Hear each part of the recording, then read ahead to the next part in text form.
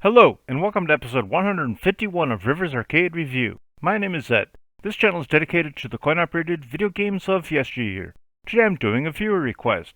Today's game was requested by the viewer Shay Rosenthal, and the game they requested was Motos. Motos was released in 1985 by Namco. My first time playing this game was on MAME. Motos is a puzzle game in which you control a silver bumper car with a red stripe called a Motos with an 8-way joystick and a jump button. You need to knock off a series of enemy vehicles off a floating platform without falling off yourself. Unlike most games at the time, contacting the enemies will not harm your vehicle. The enemies will come in a variety of shapes, speeds, and weights. The heavier the enemy, the harder it will be to knock around the playfield.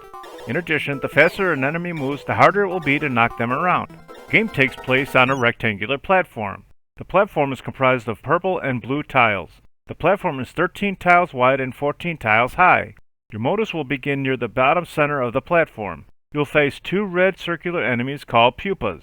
These enemies will begin about a quarter of the way down in the center of the platform. Each pupa will weigh in at 838 pounds and travel at 12.4 miles per hour.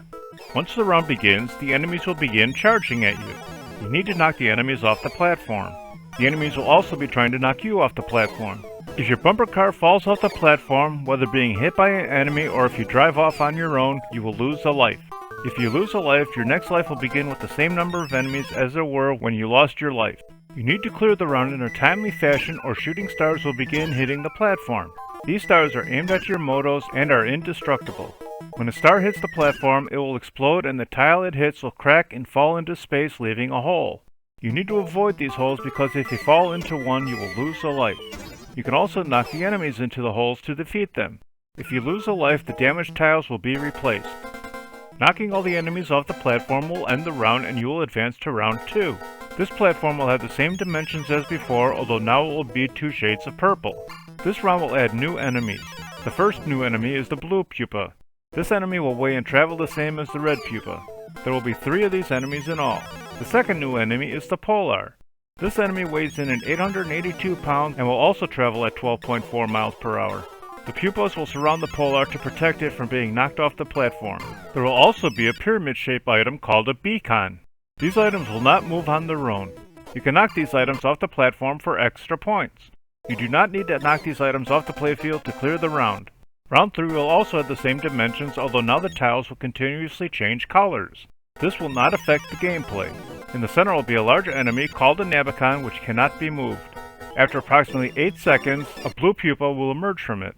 You will also need to knock this enemy off to clear the round. A new pupa will emerge every 4 seconds thereafter until 4 new pupas appear. Occasionally throughout the game, certain Namco are able to be destroyed. When this happens, you need to ram them a minimum of 10 times to cause them to explode. If a Namco shakes when you hit it, they can be destroyed, although if they don't shake, they are invulnerable. Starting with this round, power-ups will begin appearing. This round will have blue pill-shaped items with a red P on them. You need to drive over these items to collect them. These items will grant extra bumping power to your Motos. You have the option to use these power-ups in future rounds. Round 4 will take place on a circular playfield. If you collected any power-ups in the prior round, you now have the option to use them. You need to move the joystick to the left or right to select how many power-ups you use for the round. Each power-up will increase your bumping power approximately 17%. This increase is cumulative, meaning for each 3 power-ups you use, your bumping power increases 50%. You can use up to 7 power-ups per round. You are not required to use the power-ups. If you lose a life, you won't lose the power-up, although you have the option to select them again or not use them at all. This round will introduce a new enemy called a Spirus. The Spirus weighs in at 3.2 tons and travels at 24.9 miles per hour. This round will also introduce a new power-up. This power-up will be chevron-shaped. Just like before, you need to drive over it to collect it.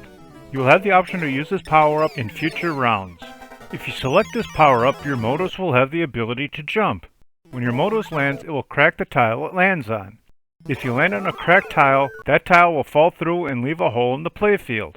Just like before, you need to avoid these holes because if you drive into one, you will lose a life. The round 5 playfield will have a large circular gap in it. You need to either avoid or jump over this gap.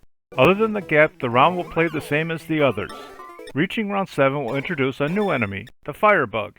The firebug weighs in at 4.2 tons and travels at 28 miles per hour. Reaching round 9 will introduce a new enemy called the Mega. This enemy weighs in at 8.3 tons and travels at 6.2 miles per hour. Reaching round 11 will introduce the Tatorian.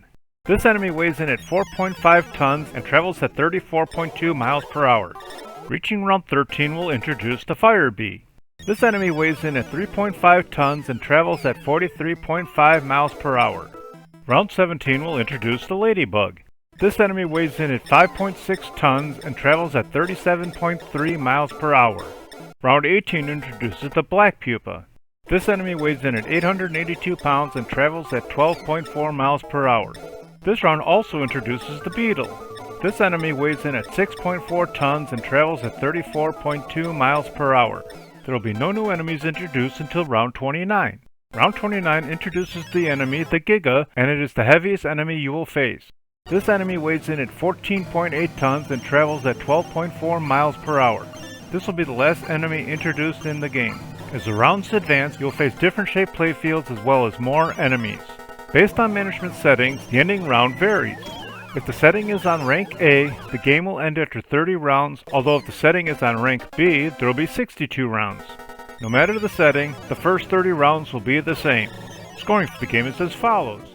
You will earn the points no matter who knocks the enemies off the platforms. You will earn 300 points for knocking off the pupas, no matter the color.